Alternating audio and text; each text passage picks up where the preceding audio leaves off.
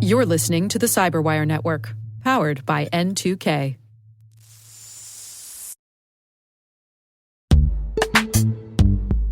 Most environments trust far more than they should, and attackers know it. ThreatLocker solves that by enforcing default deny at the point of execution. With ThreatLocker Allow listing, you stop unknown executables cold. With ring fencing, you control how trusted applications behave.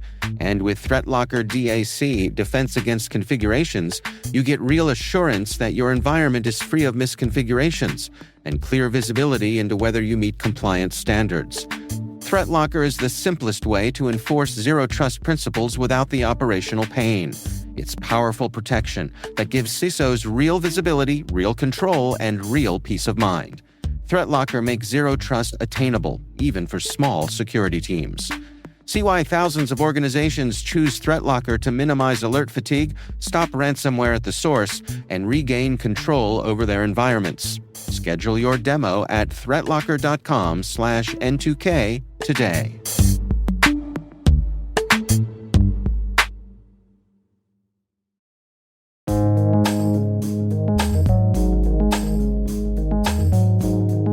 The word is pseudoransomware. Spelled pseudo, as in something disguised as something else, and ransomware, as in a type of malware designed to encrypt data for financial gain.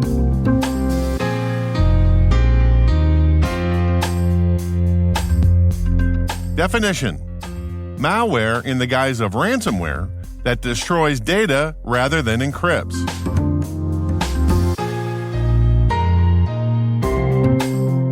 Example sentence: the goal of pseudo-ransomware, also referred to as wiperware, is to cripple the victim's systems rather than offer the opportunity to decrypt them.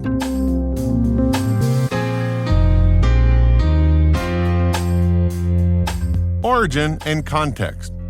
Typical ransomware crews, cybercriminals, encrypt their victims' data and demand a ransom payment in exchange for the decryption key. But there isn't a lot of incentive on the criminal end to put much care and attention into the recovery part of the exchange. A study by Proven Data in 2020 found that in April of that year, criminals that received payment delivered the decryption keys 89% of the time. Out of those cases, though, 31% of the victims required a lot of help and time to completely recover. Although the cybercriminals didn't use pseudo-ransomware, for all intents and purposes, the impact was the same. The criminals didn't destroy the data per se, they just made it unusable for a long time. They didn't care how much chaos they injected into the victims' systems, they got their money. In contrast, some nation-state actors, to deflect attribution, use pseudo-ransomware to deceive their victims and investigators into thinking that they are cybercriminals. In reality, they use it as a smokescreen to cover other, more nefarious actions, to either bring in more revenue to fund their operations or to hobble their enemies in a continuous low-level cyber conflict kind of way. According to the U.S. Department of Justice, North Korean hackers used pseudo-ransomware to cover their tracks as they went after Taiwan's Far Eastern International Bank in 2017 to compromise the SWIFT system, the massive financial artery that connects banks, financial institutions, and governments worldwide. From Sandworm, Andy Greenberg's Cybersecurity Canon Hall of Fame book about the Russian cyber attacks in Ukraine from 2014 to 2017, the Russian GRU, or Main Intelligence Directorate, modified the ransomware called Petya, originally created by the North Koreans, into a pseudo-ransomware eventually named NotPetya. The impact was that they compromised some 300 companies within seconds of delivery, and a Ukrainian ISP estimated that at least 30 of those companies were totally burned to the ground. Big companies were also brought to their knees, like Merck with over $870 million in recovery costs, FedEx TNT $400 million, Saint-Gobain $384 million, and Maersk with over $300 million in recovery costs. The White House lowball estimate of the total damage was just over $10 billion. That's billion with a B.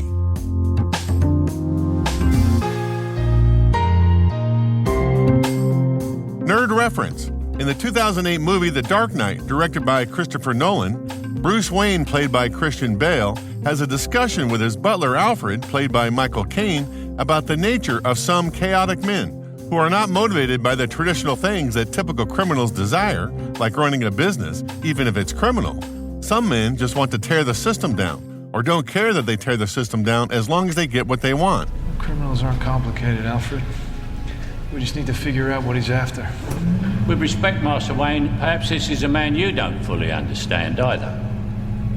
A long time ago, I was in Burma. My friends and I were working for the local government. They were trying to buy the loyalty of tribal leaders by bribing them with precious stones.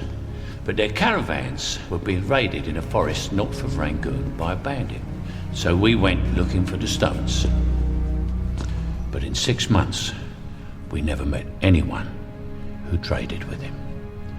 One day, I saw a child playing with a ruby the size of a tangerine. The bandit had been throwing them away. So why steal them? Well, because he thought it was good sport, because some men aren't looking for anything logical, like money. They can't be bought, bullied, reasoned, or negotiated with. Some men just want to watch the world burn.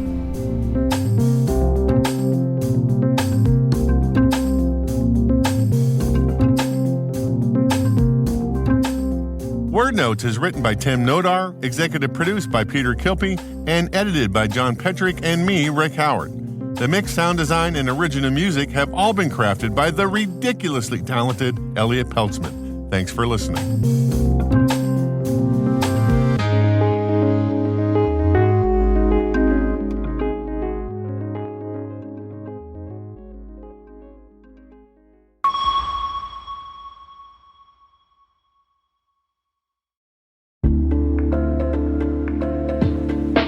What's your 2 a.m. security worry? Is it, do I have the right controls in place? Maybe, are my vendors secure? Or the one that really keeps you up at night, how do I get out from under these old tools and manual processes? That's where Vanta comes in. Vanta automates the manual work so you can stop sweating over spreadsheets, chasing audit evidence, and filling out endless questionnaires.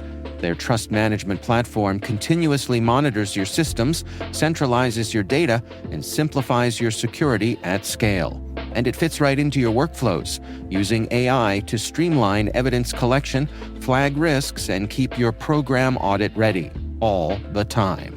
With Vanta, you get everything you need to move faster, scale confidently, and finally, get back to sleep. Get started at vanta.com/cyber. That's VANTA.com/cyber.